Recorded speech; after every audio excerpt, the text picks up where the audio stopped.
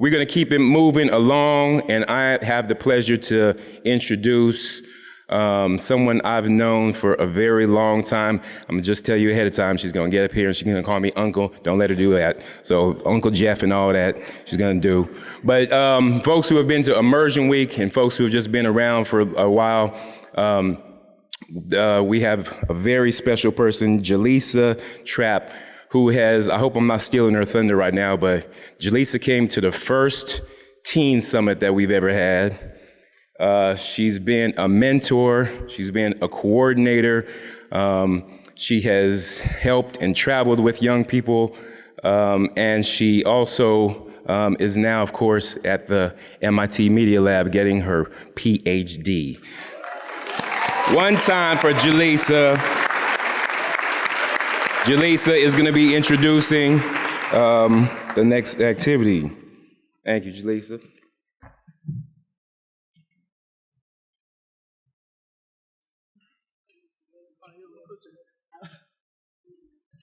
I wasn't even going to embarrass him, but Uncle Jeff was at the grand opening of my clubhouse, so he's known me since I was 13.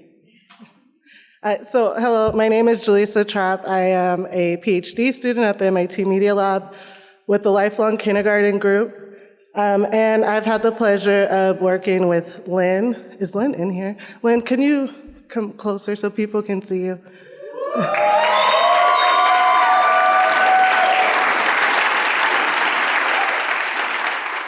So this past year, I've had the opportunity to work with Lynn on the Youth Activism and Advocacy project. And so the Clubhouse Network actually has a long history of activism in the Clubhouse. And you see things like the Reach Media Festival, where young people are working on projects about things that they care about, social justice issues that they care about in their community. But what we haven't really seen before this is being able to sustain them in long-term projects. And in particular, this was an opportunity for the network to honor their commitment in valuing and centering the voices of young people who are the most impacted by the intersections of oppression, including but not limited to structural racism. This program was proposed in 2020, shortly after George Floyd was killed by the Minneapolis Police Department. There are 5 sites in the city of Minneapolis. And it was important to acknowledge that young people are affected by these, are affected by social justice issues in their community, and to acknowledge that they have the desire to create change. And the creativity in the spaces that they're already in and their knowledge of their communities puts them in a position to create that systemic change that they desire to see. And I'm going to stop talking about the background and introduce you to the 10 sites that we had the pleasure of working with this year. So last annual conference, Lynn announced that we were going to start a program, and we were going to offer a $10,000 grant to 10 sites to work on these projects. And so first up, we have Annie. Annie, can you stand up and wave?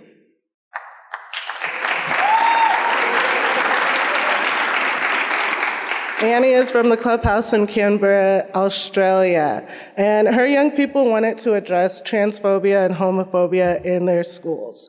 And this was something that was deeply impacting them, and they had the opportunity to actually work with a local high school on creating literature and training with the teachers so that this school in particular, and hopefully schools afterwards, will be able to teach the curriculum that they developed. Not only did they develop curriculum, they did a lot of other awareness campaigns to go along with the curriculum, including a mural. So this is the mural that they designed and created. Next up, we have Erin. Erin, can you stand up? From the Phase 4 Learning Center. You're going to hear a little bit later that Aaron's site struggled a little bit on deciding which topic they wanted to address because there were so many things that those young people care about. Ultimately, they decided on addressing food insecurity, and they actually worked with an alumni on a community garden. I think 2 community gardens, actually. So you see in these videos, they actually got their hands in the dirt and went to go visit these community gardens. And it was just amazing to see how they were able to narrow down the different issues within their community because they care a lot. And you may also notice that this is a continuation of an issue that they addressed through their Reach Media project. And then we have Cisco.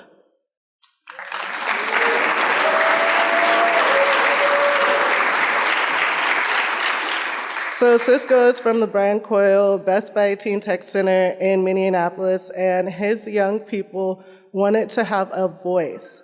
So they created a youth council. I think they have more than 50 youth that participate in this council. And what they were able to do is they were able to advocate for themselves and for their peers and get a community meeting changed to a time where they could actually be there because they noticed that meetings were being held about them but without them. They also did a lot of advocacy work over the summer to let the community know that they're there because young people make up a majority of the population of their community.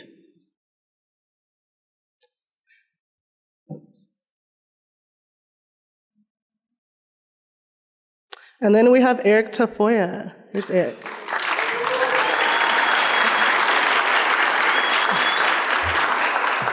So Eric is from the Eden Youth Family Center in Hayward, California. The young people at his clubhouse wanted to address gentrification, which is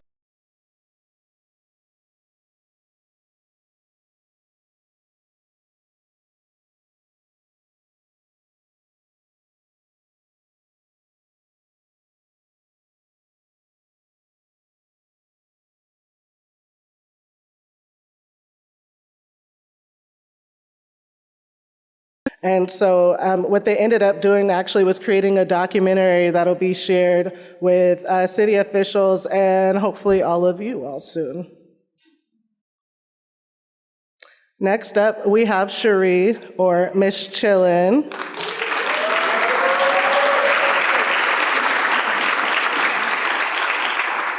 So Cherie's young people wanted to address the rights of undocumented immigrants in their community.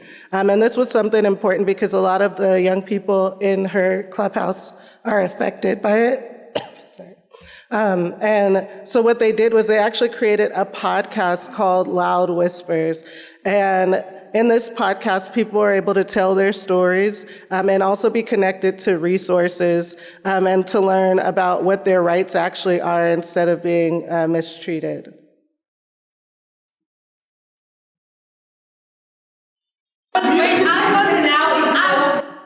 Sorry. And then we have the Saibono Clubhouse. Welcome back. We have Sorry, this is how are you doing? I'm okay, ma'am, sir. Sweet.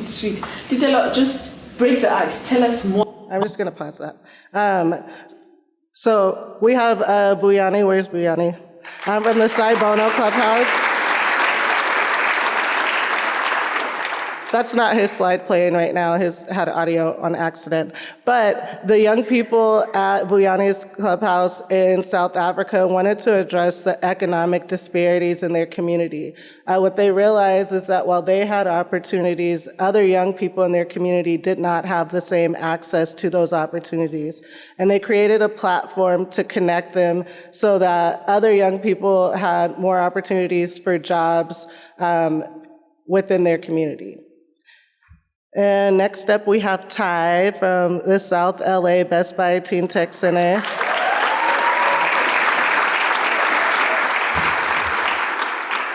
So Ty's young people, they had a journey. They started out with wanting to address disparities in education, and they specifically wanted to find out if teachers had a better salary, if that meant that they would get a better education. But fortunately, a month into their project, the teachers went on strike and they got higher pay. And so their whole project that they were advocating for, they thought it fell apart, but what they ended up doing was addressing food insecurity within the schools. And so what they were able to do was to create a toolkit for the schools in LA County to create not only a food pantry, but also which also included resources that you may not think of. Sometimes food pantries are just canned food, but the young people thought about the other things that themselves and their peers need to succeed when they're in school. And so they also added that to the toolkit and distributed that throughout the county. Next up, we have Sarah from Summit Academy.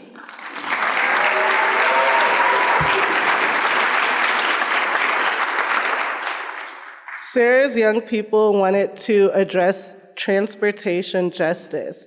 A lot of them are not able to get places in the winter because it's so cold, but they don't have reliable transportation. The buses don't come to where they are. They quickly realized that this might be a longer project than the grant timeline, and so they worked on something that was actually a lot closer to them.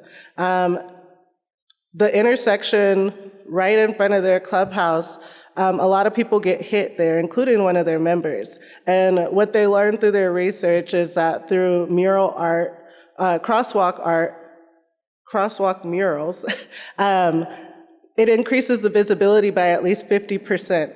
And so what they were able to do was they were able to partner with a local organization to advocate for getting a crosswalk mural at the intersection in front of their clubhouse.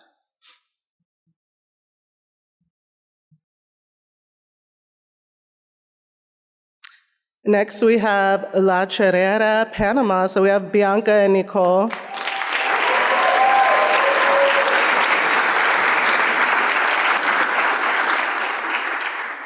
I actually had the opportunity to go visit them in September to see the project that they were working on, because I just kept hearing updates.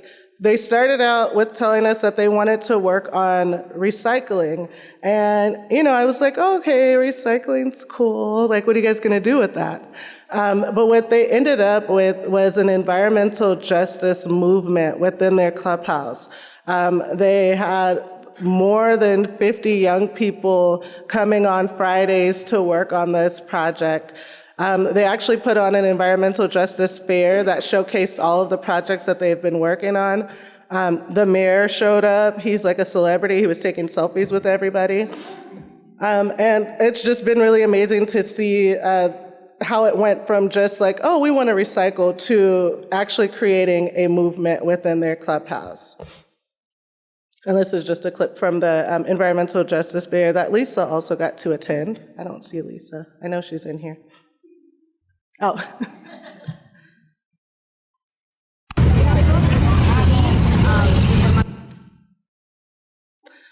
So the last person we have is Ziad, who unfortunately cannot be here.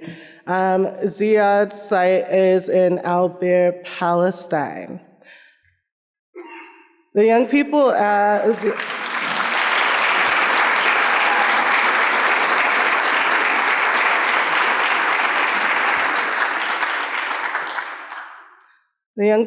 Ziad's clubhouse identified apathy as a social justice issue within their community. And what they did is they worked together to go around and educate their peers and motivate their peers and let them know that there are things that they can do.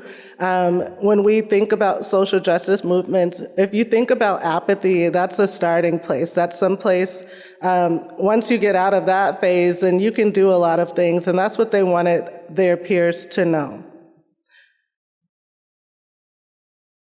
And so, they actually went around to different schools and community centers and talking about apathy and talking about all the possibilities and talking about all the skills that they already possess and what that could mean for their futures. And before I bring everybody up, since Ziad's not here, I'm just going to play a short clip from some of the, from their clubhouse.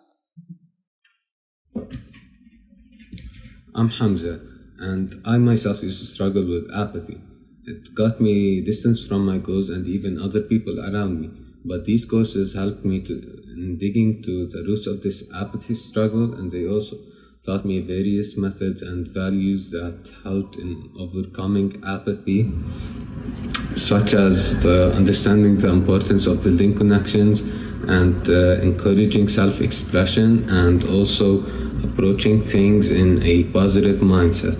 Now, these values not only helped me a lot in defeating apathy, they also gave me some sort of a confidence boost, and yeah, that's it. Hello, as a participant in this program, I've learned a lot about the indifference, and that it's a serious problem that faces the youth in our society, and the need to find the causes and solutions for this problem.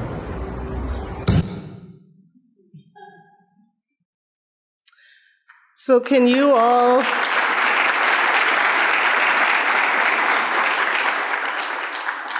I like y'all are clapping before I asked. So can you all join me in welcoming the 2023 Youth Activism and Advocacy cohort?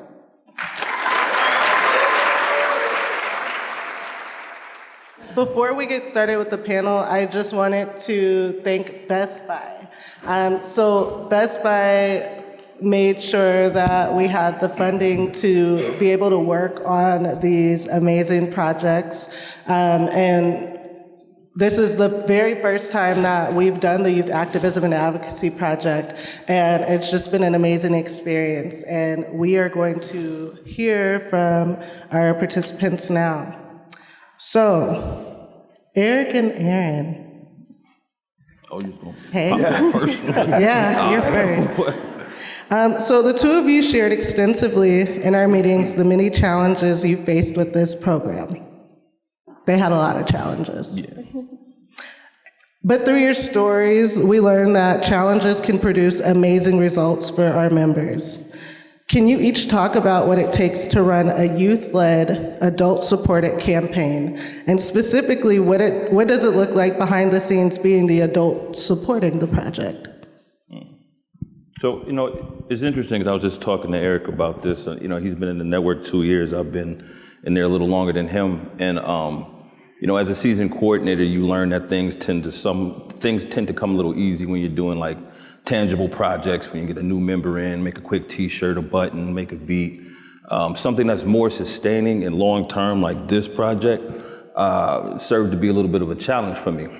And I was sharing with you on the calls, I got dragged. These kids just gave me the blues on it, trying to figure out what exactly they wanted to work on. Now, we've always had a culture of youth voice, youth activism. Kids have had their own issues with the police, violence, anti-violence, things of that nature. And everybody wanted to do everything. Everybody wanted to do gentrification. There's a lot of things happening on the east side of Pittsburgh where people are getting put out. Target came, Whole Foods switched. So there's a lot of things like that. Kids want to do anti-violence. Kids want to do food insecurity. But settling in on one topic just wasn't. It just wasn't easy. And I got one of those phone calls from Lynn about, look, you need to get it together, right? and kind of called me to the carpet about really tackling the issue, cutting the issue, finding this one thing. And so we took it back to the drawing board. We actually relied on one of our national partners from the Pathways with Josh and Best Buy, which was the Hispanic Heritage Foundation. And that allowed our kids to actually get some work experience when they found a community garden that needed some tech support as far as building websites, building media content. And that kind of led into the food insecurity, which was something that we were doing last year with the Reach Festival. So it opened up that door to see that there was more to it. And as they started getting more education and learning, they took to it. Now, I didn't know anything about it, so I had to rely on our mentors, had to rely on community organizations to come in and kind of let that guide that process. Wow. Oh, I'm Aaron from Gus Batin Texan at Fayetteville Learning Center, Pittsburgh, Pennsylvania. Hi, my name is Eric Tafoya, Eden Youth and Family Center, South Hayward, California. After talking with Aaron, I kind of mentioned how our youth kind of had the same thing where they didn't know at first what they wanted to do. There was a lot of things that they wanted to talk about. And we came to a conclusion where, after having a conversation, there was more like how they did not feel like people knew that they were there. And that was one of the things that, we started just picking at it. And supporting them, it was very hard because I had an idea of kind of what I wanted to do and to help them out, but they had other ideas. So I just started preparing. I started creating a template and just guiding them. When they had the idea of gentrification, they began to want to go talk to the public. They just want to go straight out there, But just by helping them, creating, like I said, that template, we created a script so when they interviewed someone or when they had to talk to someone in the community, they kind of had an idea. And just prepare by going to talk to council members, talking to some of the local vendors, just getting them ready and just saying, hey, my name is Eric and we're from Eden Youth and Family Center. We're local. We're right here, literally like 2 minutes away. And we have some youth project and they want to come in here. They want to talk to you if you have any time, availability, and so on. So because we are situated within the Clubhouse network, our young people have access to technology to assist them in their campaigns. And two people who really took advantage of the technology that is available to them are Cherie and Vuyani. Can the two of you talk about how you were able to leverage the technology in your space, or how you got more technology to help you with these campaigns? All right. Our learners, Vuyani Makibisela from Saipono Clubhouse, Johannesburg.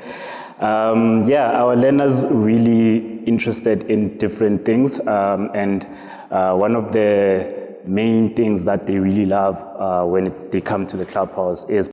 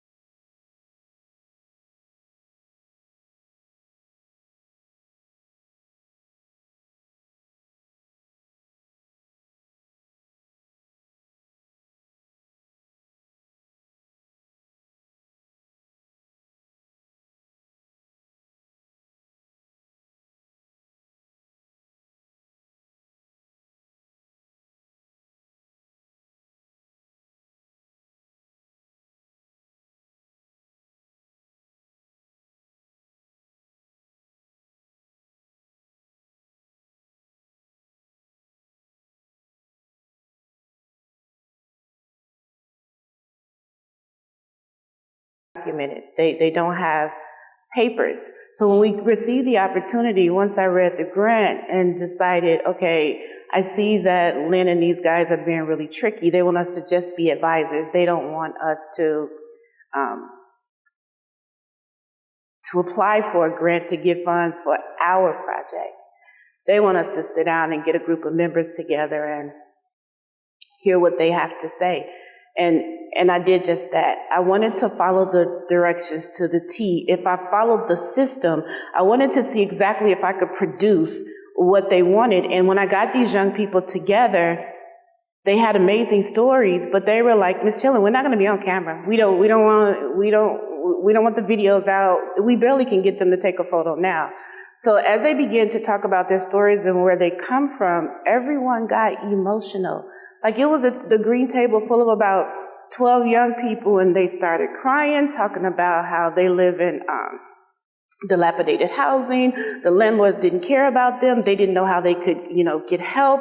They had hard times making ends meet with purchasing groceries. They didn't know where they should receive help, but it was an America that I don't know, because they were happy being in America.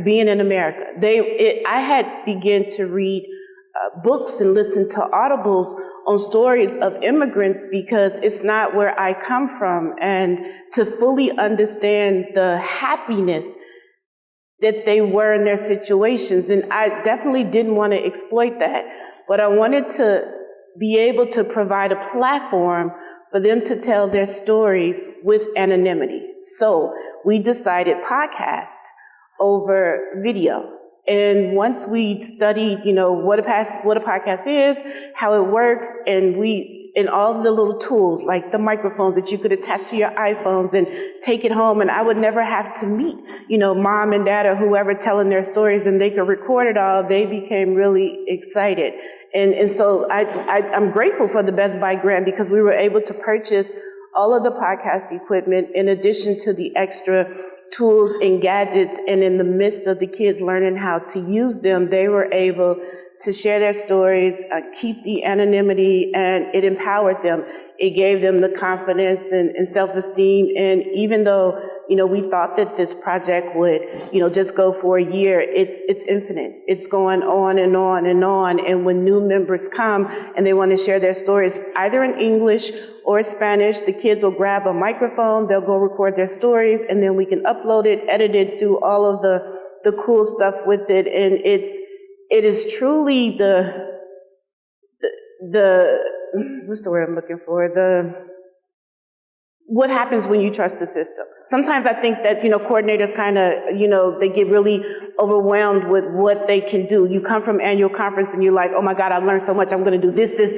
And really, if we just slow the process down and focus on just one thing and do it really, really well, then it has a longer lasting effects. And it also speaks to recruitment as well as retention when it comes to keeping members inside the clubhouse.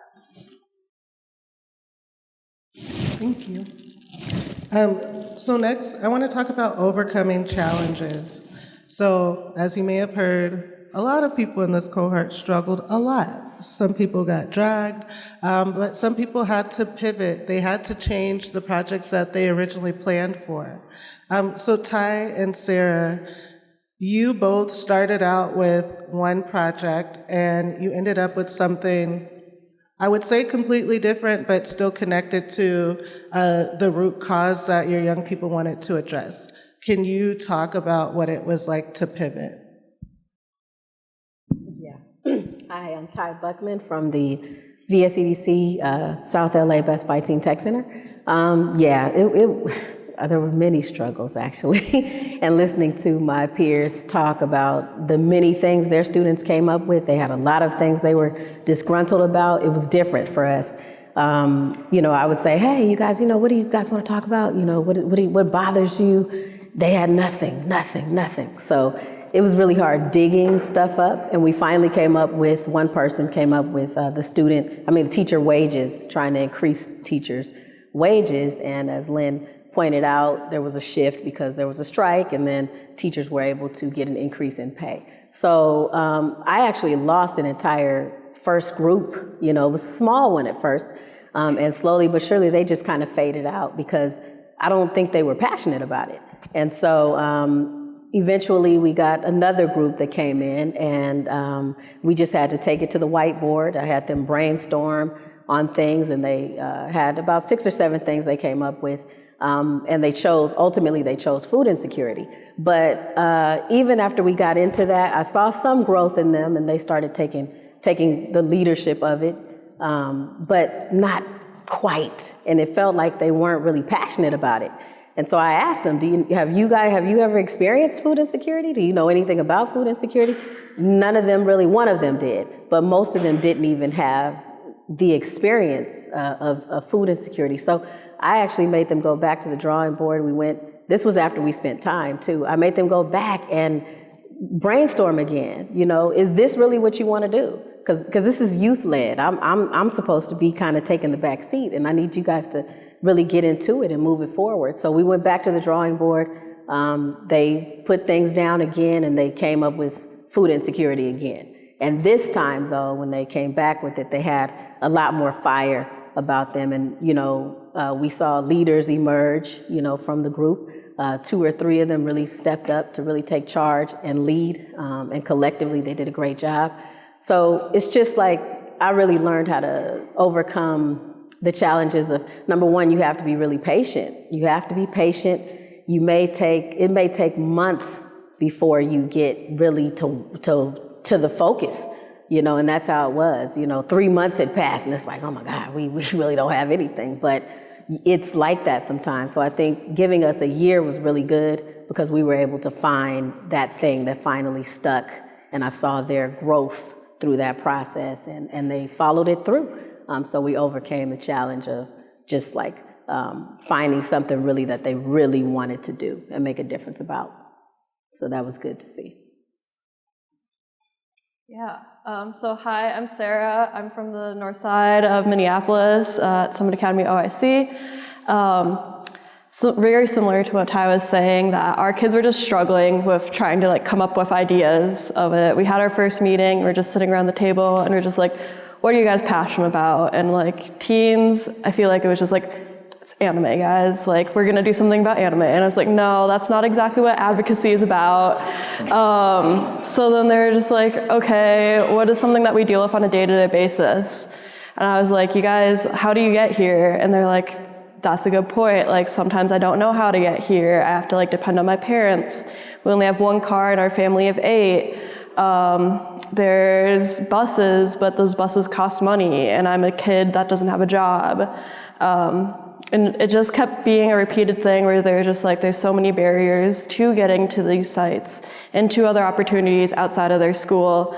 So we really wanted to focus on a bus line that was youth-centered, something that they didn't have to pay for, they could call up, they could be safe. One of our students, unfortunately, was in a car accident where they were crossing the street, leaving our tech center, and he was hit by a car that was not paying attention. This wasn't the first student in our community that had been hit by a car. He was lucky enough that he didn't have any critical injuries, but some of the students are not as lucky.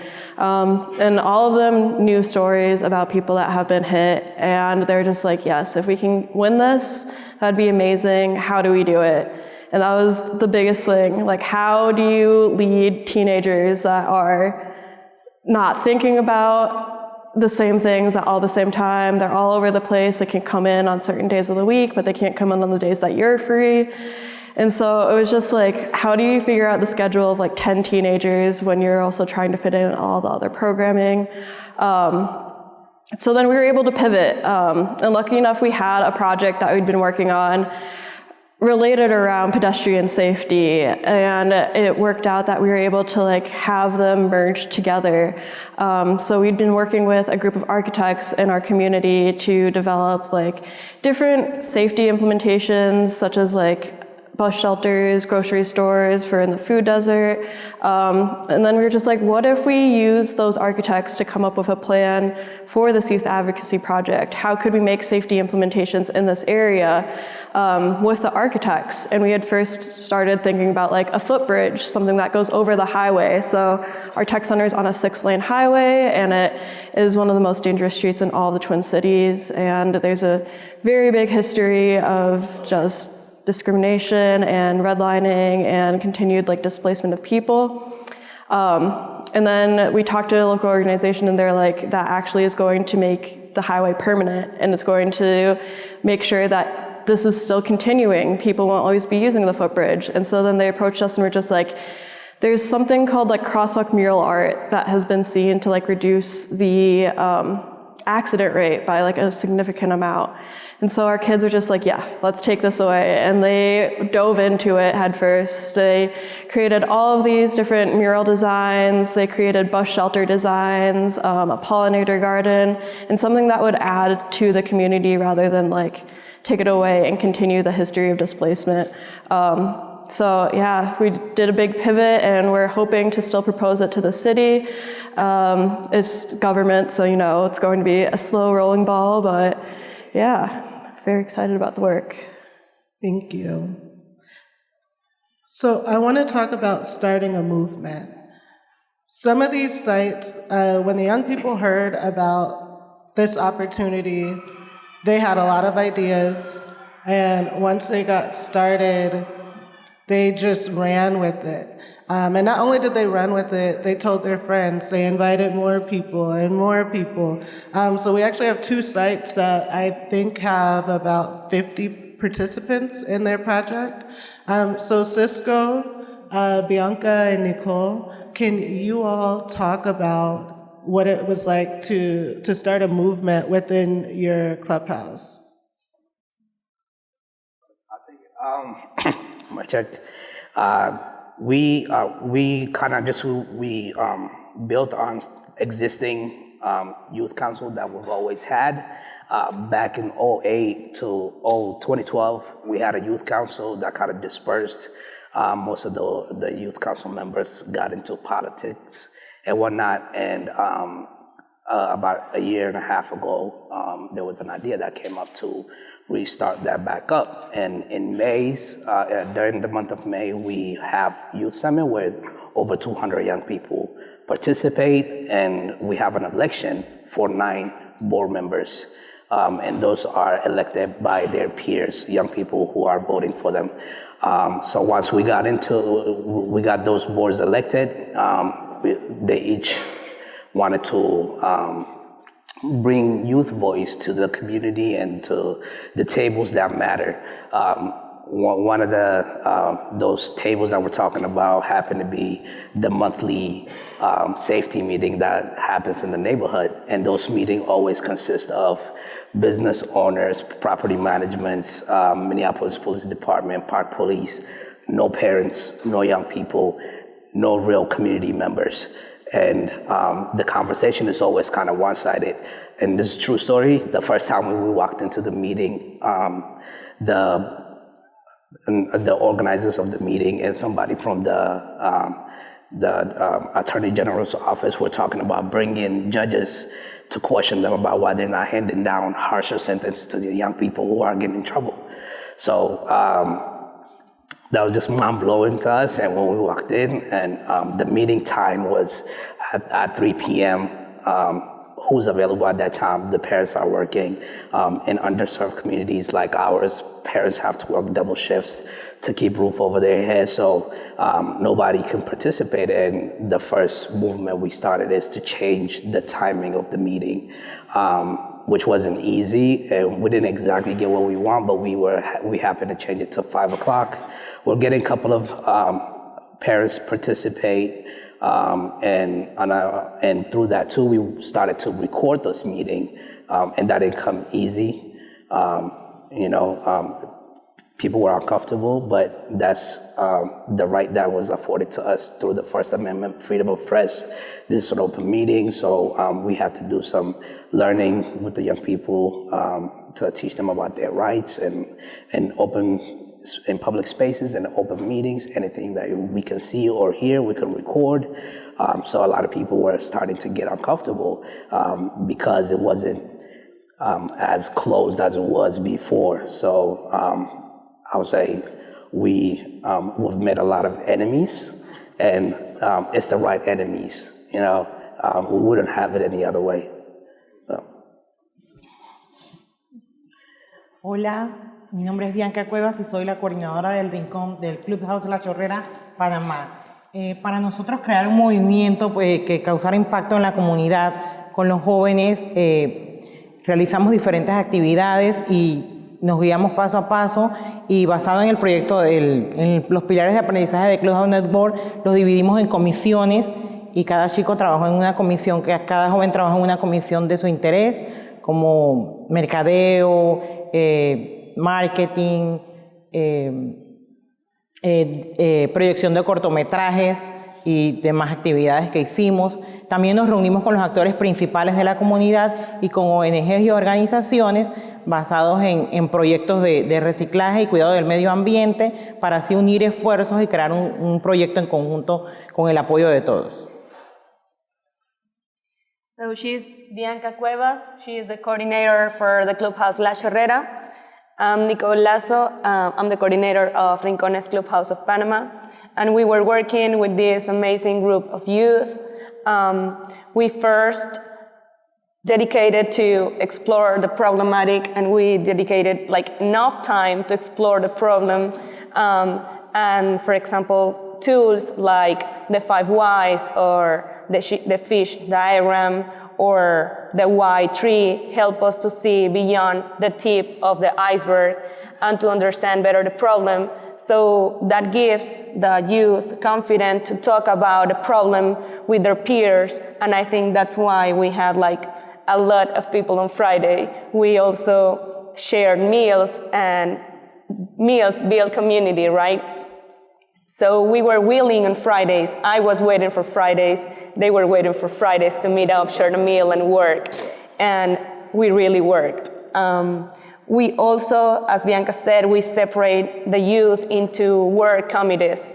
Like for us, it was important to follow the learning model and to follow their interest. And for us also, it was important to align the goal to career pathways. So we put the names of the commission, like professional work names, like you are in finance department, and you are in video producing department, and you are in metaverse department, and you are in marketing department, and they felt that they were doing something like serious. So they were committed to the project.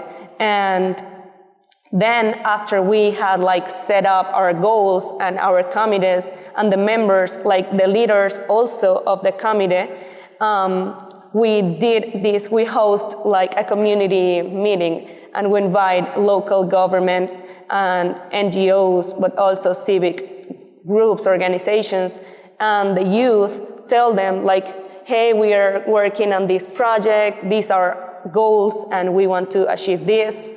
And then they gave the word to them. So they talk with the rest of the community what they were doing to work like environmental work in the communities.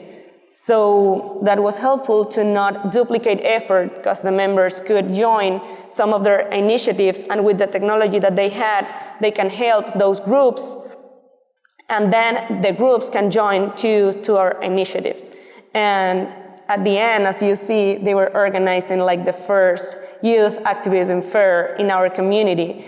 And we had, for example, members such as Jonathan, that he is on his first year of finance at the college, but he was helping us in the accountant, but he was also doing some research to build up a machine that transformed these plastic bottles into printable plastic.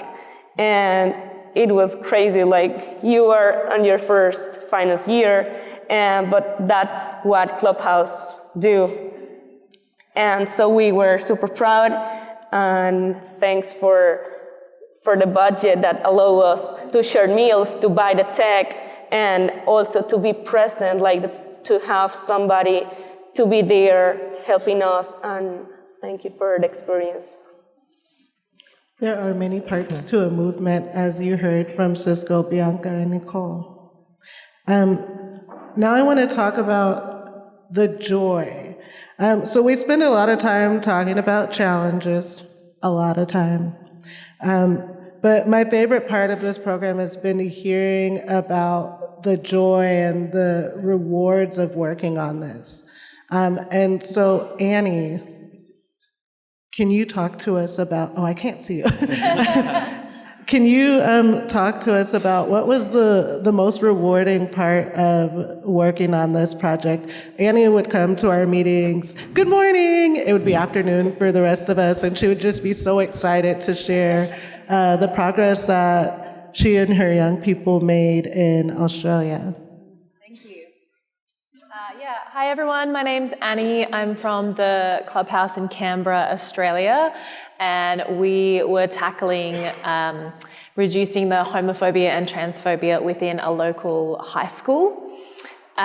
We chose this topic because it is present within a lot of schools, particularly in this one school, and I have three things to talk about. So the first part is the willingness of the school to back this project, knowing that it's in a community that has views that are very much against it and will back their children who have been harassing and bullying and discriminating against queer young people. So for a school to be so on board and to dedicate a teacher to work with me on this project, to do newsletters out to their community, to put a massive mural in their school, to train all of their teachers in queer education and how to teach relationships through a queer lens, to rework their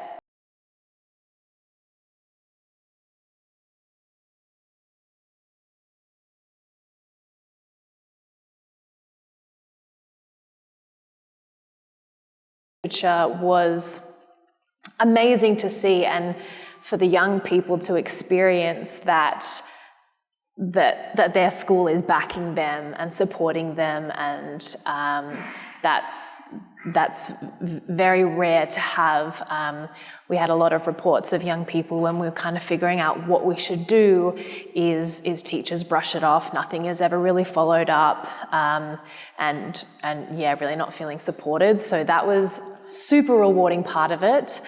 The other rewarding part of it was the young people and the relationships that I built with them, but that they also built with each other.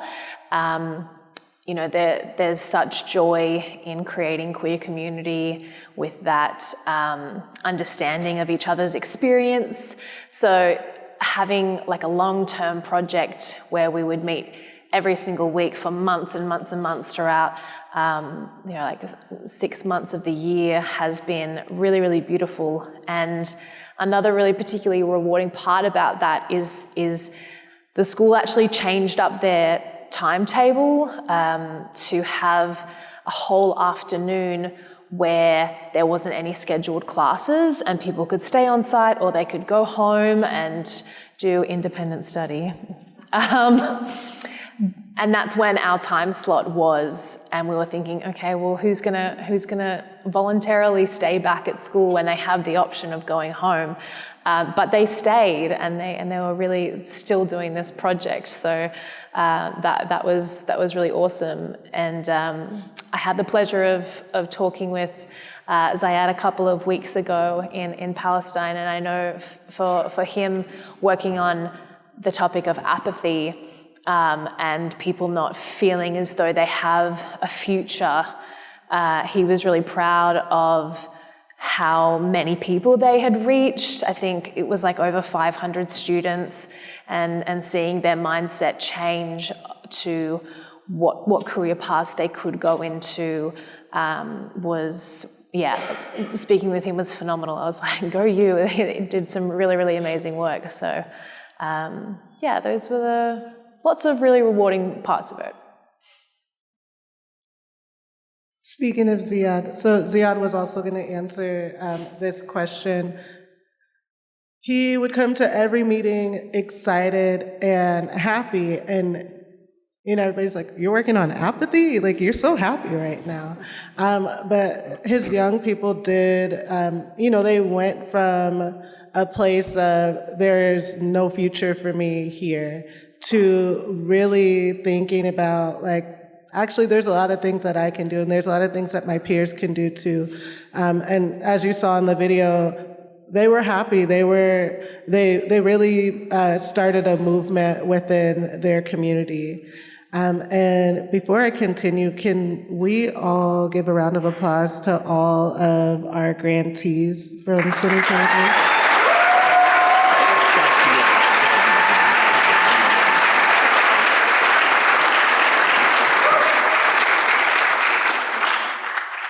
Okay, I'm going to open it up for questions, but I have 2 questions that I'm going to ask first. So start thinking about what you want to ask them. I believe that you also have sheets of paper on your table that you can start thinking about what it is that you want to do in your clubhouses that we'll collect at the end of the day. But my first question for you all is, and I want to see all of your hands. How many of you have worked on a youth activism project before this grant? So all of this work that they've done in the past year, it was new.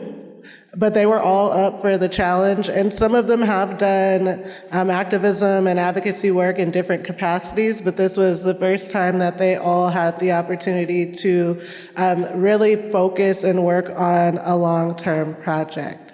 And my next question, and anybody can answer this, so we talked a lot about C2C, we talked about the different pathways that our young people can go through these projects. Can maybe 2 of you talk about some of the things that you have noticed about the interest your young people have through this project?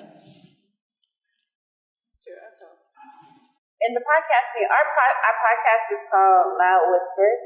And hey, I just want to give a shout out that we're doing a workshop today, late afternoon, Ty, Aaron, and I. But Loud Whispers, there's a lot of elements that came into how to put the podcast together. We divided groups into a marketing department. We had our researchers. We could connect it to career pathways very easily because there were so many elements. It's not just a podcast.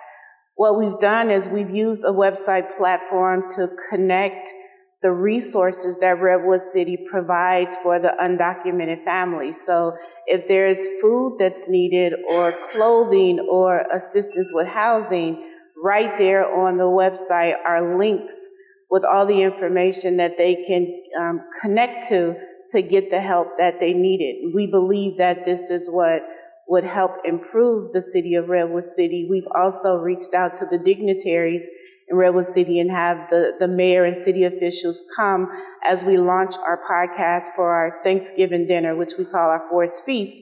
Is happening on November 16th, and we will go live with our podcast at that time and really share with the city of Redwood City what we're doing. And they've agreed to link to their website, our Loud Whispers platform, so that they can reach more people. But it really did speak to career pathways as we align them with researchers, the marketing departments. We have all kind of printed materials to get the information out there, because word of mouth is really huge in smaller, close-knit family kind of communities, and we're hoping that it will grow wings and fly because of it.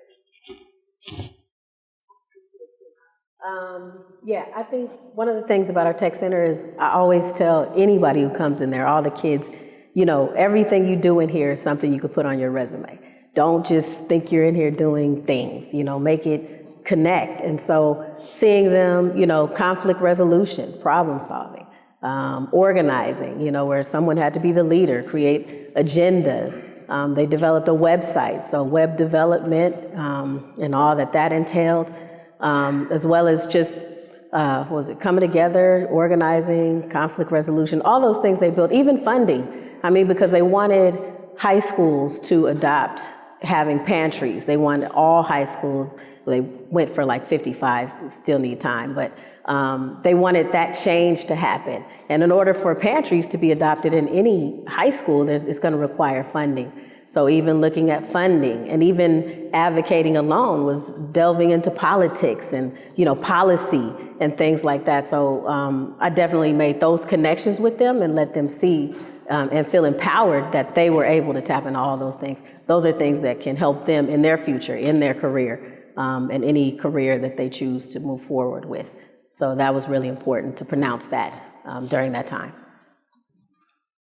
All right, we're going to open it up to questions. I think we're going to use this microphone. So we're going to use this microphone here. Oh, there's 2 microphones. So you can just walk up to the microphone and ask your question.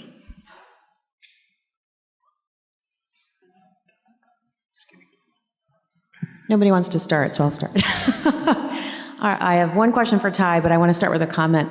There's so much opportunity, as you just mentioned, for these projects to kind of move to the next stage in terms of political advocacy.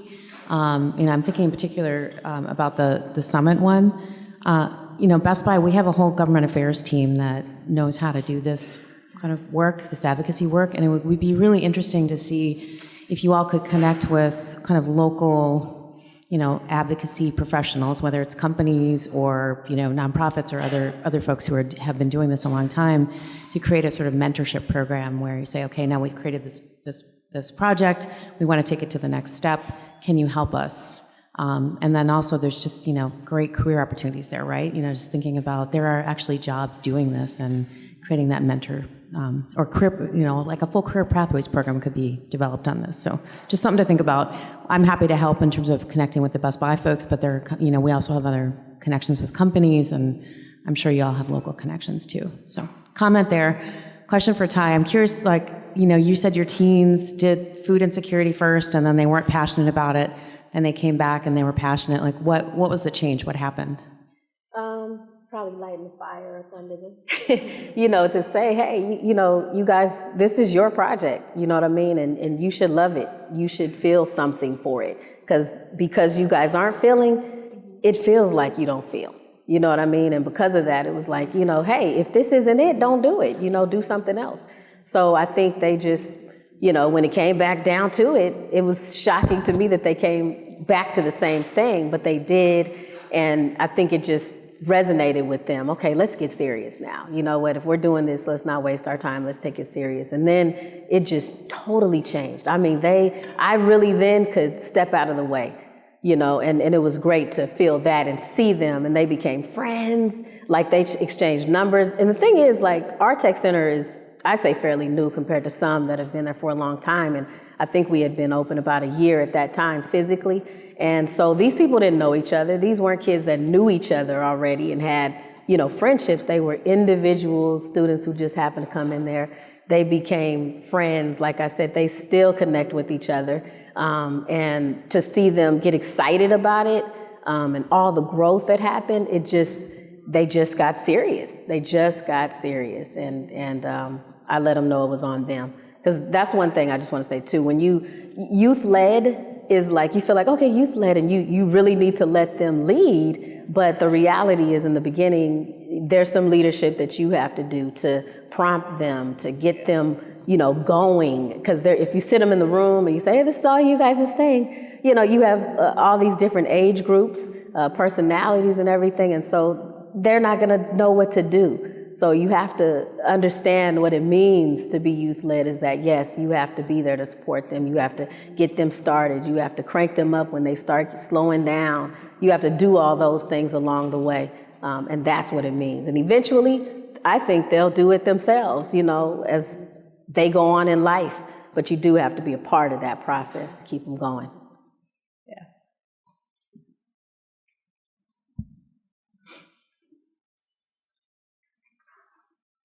want to say thank you to all of you. I actually have a question that's really more about you, not the programs.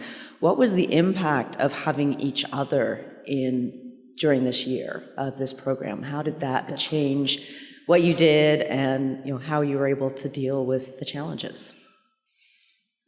I might say something that's, I don't know if it necessarily changed the project necessarily. I mean, it was great to chat about what people were doing, and I mean, when Chillin's showing her presentation, you're like, damn, okay, I need to step it up a bit. But being in Australia and so often not being able to go to workshops and things that are in the same time zone and having to watch the recordings later on, being able to meet virtually with these people every month, all year, has made me feel so much more connected to the network. So thank you for that. That's been really nice. Don't get it twisted though, because Lynn and Jaleesa do not play. So we had these monthly meetings. They didn't care that we were on Pacific time and that our meetings was doing clubhouse hours, and we had to have our heads on swivels and work with kids and attend the meeting. And Jaleesa would even say, with no distractions. We was like, what? So monthly, we had to get together and meet. And Lynn, if I was late, because I was late often, you know what she'd say? Okay, Sheree, we'll see you in the morning, because the other group met in the morning and then our group met in the afternoon. So sometimes I would be late and I would be in an afternoon meeting and turn around and be at a 7 a.m. meeting because I was late. They were like slave drivers, and I mean that in the most, in the kindest way, but I shared this because it really helped us get a structured schedule. I had a knee replacement some months ago and missed a meeting, and they called a meeting with my boss for me to be at the meeting, and I was like, okay, I'm in trouble now. So we had the meeting, I got back on schedule, we were able to fix the schedules. I was very tentative of the links and when to hop on, but if it were not for that, we would have never finished the project. Honestly, we would not have. And it was too easy when you have a lot of things going on, as we all do, to lay it to the side and keep saying, I'm gonna come back to it. So the monthly meetings were really helpful. Okay, I gotta say something. Clap back. How many people on this panel learned something from Sheree in your cohort meeting? Everybody's gonna raise their hand. So yes, she was late. Yes, she did join both meetings, but it was really important for her to be there, and not just her. It was important for everybody to be there because they gave each other ideas. They had great conversations during our community of practice meetings every month. And so yes, we did get on Sheree, but that's because we knew that what she had to add was very valuable. And I mean, you hear people talking about, she came with presentations, she came with templates, and so it was really important that everybody was there each month so that you weren't doing this work in isolation. And one more thing I have to say, relatability. That's what was important. Relatability, realizing that you weren't alone when you was, oh my God, am I gonna get this done, like you say, and like the struggles, to know that my peers were having the same struggles, that meant a lot. And then you were like, okay, so it's not just me and I'm not just failing on my own, but everybody is. So yeah, relatability. First of all, congratulations. You're all doing amazing work. It's really interesting to see. What I'd love to know is, did you notice a transformative experience for the youth? Like, were they hesitant at first when you were maybe recruiting for this project, and then you saw a change in how they're engaging with advocacy work, and maybe that it's leading to more work in the future? Like, I would just be curious to know if there was like hesitant, or they were like, I'm not sure, but then a complete 180 or something like that. I can speak on this a little bit. Yeah, there is a lot of hesitancy, I think, just in general, with teenagers at least. my site, there's just always like the buy-in, what do they get out of it for contributing to it. I think a big change came when we partnered with Our Streets Minneapolis, which is a local organization that focuses on pedestrian safety. And they came in and gave all this history and background of the street that we live on, telling them how it was like originally a Black and Jewish cultural corridor that was destroyed and then built over and then destroyed again and built over. So just giving them that context, and a lot of our youth that were part of the project live in that community, and them just becoming aware like, oh, this is like actually way deeper than I thought it ever would be, and just having like a deeper understanding of what it means to be BIPOC in a city and what that means like historically too. There's just like a big reframing of how they took everything in, and how like, oh, like this purpose of displacement was done like with the intention of keeping other people at bay. And so they're a lot more conscious of how they're approaching like topics of like displacement and like community safety because of that. I would say the confidence building is the piece of it. We're right now on a second cohort of the elected officials. At first, getting trained on how to handle meetings, right? They use the Robert Rules of Order.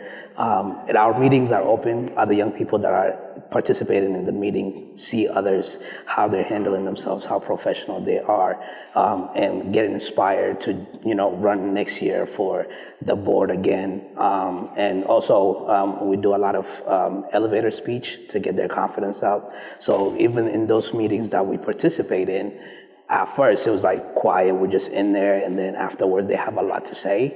But now they own it. They're the louder voice. Once they step into those meetings, they take control. So they inspire one another, and they practice. Yeah. Bianca and Nicole, can you answer this as well? Because I actually had the opportunity to see how confident your young people were when presenting their projects. Sí, en Panamá sentimos que los jóvenes sí tuvieron un impacto positivo y que sí van a continuar trabajando en base al proyecto de activismo enfocado en el medio ambiente, ya que había muchos que no sabían las formas correctas de reciclar, y con este proyecto investigaron todos ellos y fueron creando comunidad con sus familias, en las escuelas. Entonces ellos sí quieren seguir el proyecto adelante y sí creemos que el impacto ha sido positivo. For sure, they had like a positive impact in their lives. At the beginning, it was just how to recycle, where do I put this garbage in which bin. At the beginning, it was that. But then it was like, how do we do something more? And doing some videos for social media maybe isn't enough. We want to go to schools. We want to talk to the kids about environmental global warming. So they for sure like had a positive impact, and we are sure that they will be always environmental activists in the career path they decide. They will like include environment in the rest of the projects. Hello? Okay, it's on. This is a question for anyone who feels like they can relate to this. My center in Las Vegas has a lot of younger age teens. We have a new cycle. And the issue that we're having at the moment is figuring out how to bring that passion of advocacy. Because a lot of times, we'll start the conversation and it's a lot of, well, I don't know. And even pulling forward with conversation, there doesn't seem to be, interest isn't quite the word, but they're not into it. And so we're looking for some best practices to try, maybe a different angle. Any advice? Can I take that? We had a bit of a, could say, resistance on our side too when it comes to, because we have young members and we have different age groups. And they also come from different areas. We have kids that come from, we call them locations, and we have kids that come from straight from the city, and some other kids that come from different provinces coming to study there in Joburg. So one of the main issues that was a resistance when it comes to the learners basically pitching their idea of having this opportunity to everybody. There was a bit of a resistance from the guys who come from the city, who grew up from the city. They couldn't understand exactly why do we have to expose this beautiful place that we have. However, there are other peers that have an understanding or grew up without such opportunities were able to convince them to say that this is something that everybody deserves to basically have an access to a space where they can express themselves. So it came to a point whereby it was the peers or them themselves who basically convinced themselves to push with the project. So it was a peer pushed project, yeah. Don't downplay yourself. So all of the people here had an important role of facilitating these conversations. So yes, the young people did drive these projects, but they also worked really hard on activities like shared definition. So, kids would say oh, I want to work on gentrification. What does gentrification mean? Let's come up with a shared definition. They worked on their elevator pitches. I mean, they had to work on it themselves and learn how to do storytelling and learn how to talk to young people in a concise way so that they understand what the project is. And that they're able to communicate it with each other. And so everybody here worked really hard on their own communication skills so that they could take those skills and give it to the young people that they were working with. And they really worked hard at facilitating these conversations and creating safe spaces where young people could actually talk about things that they really are passionate about. Because sometimes when you have these conversations, people might say something surface level like, I want to recycle. But then when you start having these conversations, you start doing activities like the root cause tree, and you're looking at what the deeper issues are. They say, oh, I can relate to that, and they start telling their own stories, and then somebody else relates to it, and that's how they built a movement. So don't downplay yourself. You all worked really hard at creating these communities where young people felt comfortable enough to talk about the things that they actually are passionate about. And I'm just gonna put a plug in here for resources. So everybody up here has also created at least 2 resources that they're adding to the resource library on Clubhouse Connect. There's a lot of resources there that they were able to use throughout this program, but then they also have all developed resources on their own. And by the end of this month, you should see all of their resources. And yeah. Hi. My question is, we heard that you were able to show your youth that the skills that they were gaining were professional by having them in the marketing team and the accounting team. But were there any skills, hard or soft, that the youth gained through this project that they didn't gain, or that they gained through this project specifically that would have been harder to gain in other places in the clubhouse, right? What was different about this project for the skills that the youth learned compared to other projects in the clubhouse? My kids found their voice.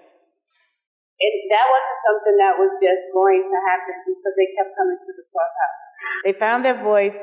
I allowed them to tell, when they tell a story, you tell whatever story you want to tell, and you tell it how you want to tell it. They're now able to advocate for themselves, to say what they want. I have an increase in membership with ELL and ELD kids. I have young people that English is not their first language. They come into my space and they'll say, Google Translate.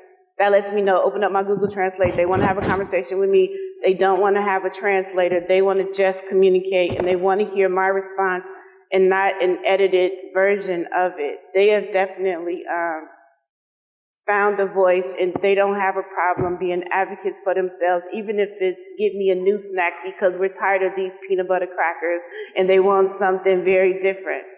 They definitely found a voice. And how to eliminate power dynamics. And a lot of time, youth, when they walk into a room and there are adults, they tend to be quiet and let them speak and let them control the driving. And not every adult is going to be your advocate or speak on your behalf.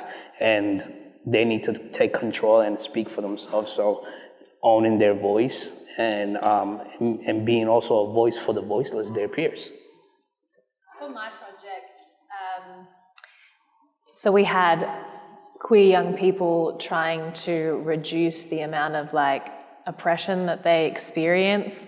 So it was really quite disheartening to hear quite a lot of internalized homophobia that they would have, and being like, we don't want to shove it down their throats, and having lessons about it is just going to make us more targets and things like that. So for them, I think it was quite a unique experience to try to put themselves in the mindset of the people who bully them and think, what is it that's going to make them stop and reduce these terrible health and well-being statistics that are the reality for queer young people.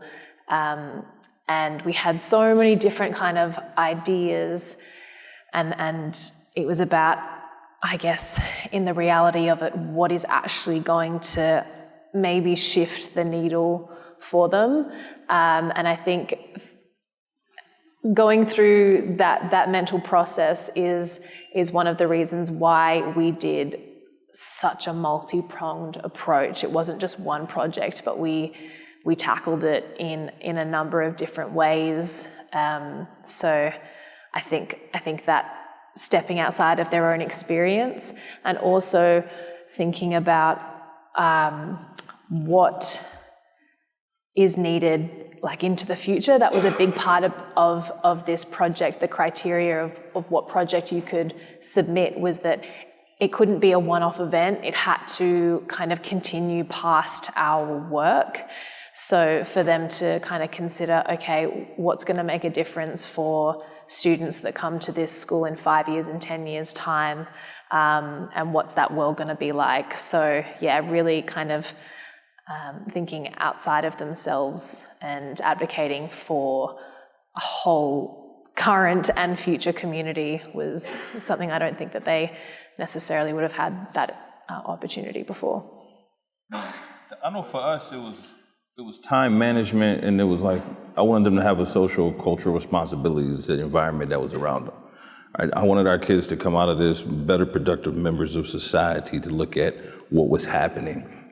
There's a lot of, like I said, there's a lot of gentrification going on in the area. There's a lot of food deserts, and quite frankly, you just ask them, once they finally found the topic and issue that they wanted, and say, aren't you tired of eating hot Cheetos and Arizona drink? This is what they would come into. And sparking those conversations around, I got to go to the Dollar General to get some groceries. Hey, can I use your EBT card? It's come on, yo, listen. We have to start to be better, right? And so, working with different organizations and having them coming in, because this was youth-led, adult-supported, right? I think y'all said it was probably 2 hours a week or something like that. No, it was way more than that. And as a coordinator, you have everything else that's going on around you in your center that you have to address and tend to. So this was not an easy process for me. And I tend to I think I can smooth through the network all right, I've been doing this for a minute, but to actually have some hard firms, I want you guys to come out with these skills, communication skills, like I said, time management, and just really be able to look at the things that's happening in your environment and take action was important, and I think they did.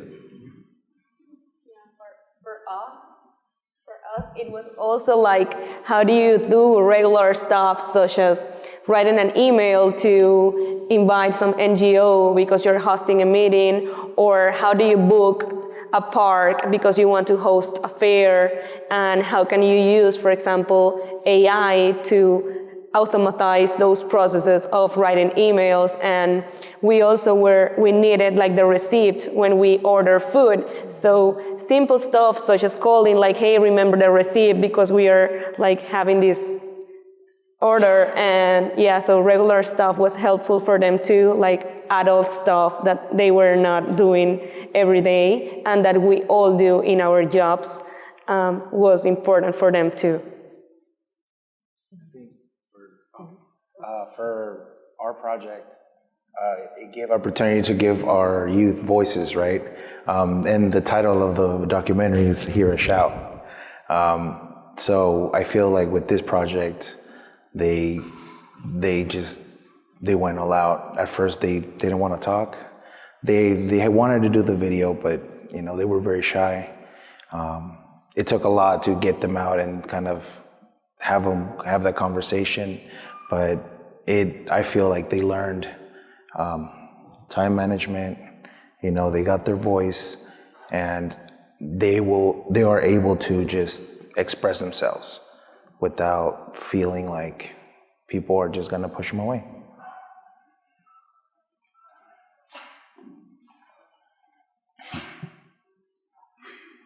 Hi, is this turned on? Yeah, oh, that's loud.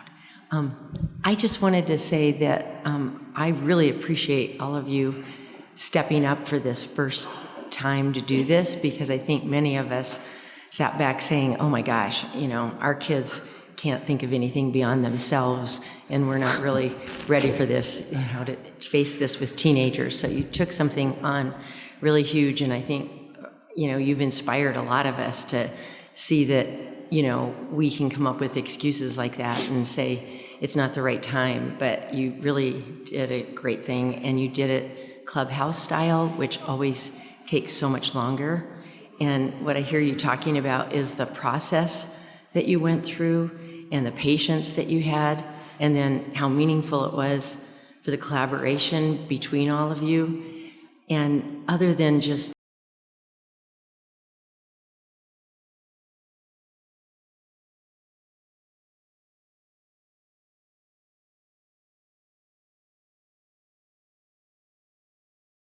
is there some way that we can carry on this work that you started?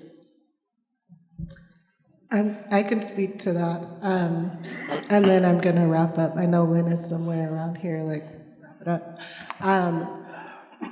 So I think for each of the sites, the money was it was an important part. I know that La Chorrera, they were able to not only have food, but go on field trips. I know for some sites, they were able to pay youth stipends so that they could participate instead of going to get a job somewhere. So the money, it did play a big role in what they did. But we know that everyone is not always going to have access to money, which is why we created the resources. So that if people want to get started in their own spaces, they can look at the resources, they can look at the work that's already been done. You can contact the people who are up here now and set up time to have a meeting and get advice on how to do that. But the money part was, I think it did make a big difference for a lot of the people up here to be able to purchase equipment, to take young people outside of their clubhouse space, to meet with people across the city, to buy food, to do a lot of different things. And so we are really grateful that we were able to have the funding from Best Buy to do that. I'm going to wrap up by having each person share just one word that sums up their experience. We're going to start with you, Aaron. Start down there? Now we're going to start with you. All right. That's that one word. This is what I had to endure every month. Now, one word to wrap up the experience, I'd say fruitful.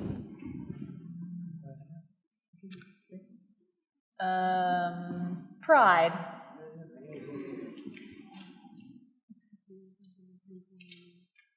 voice. For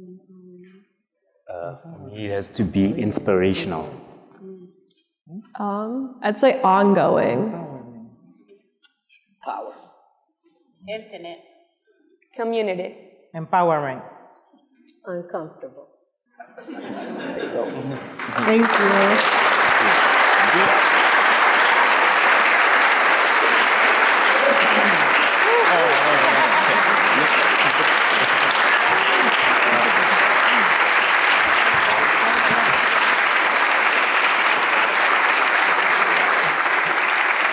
One more round of applause for the youth activism cohort.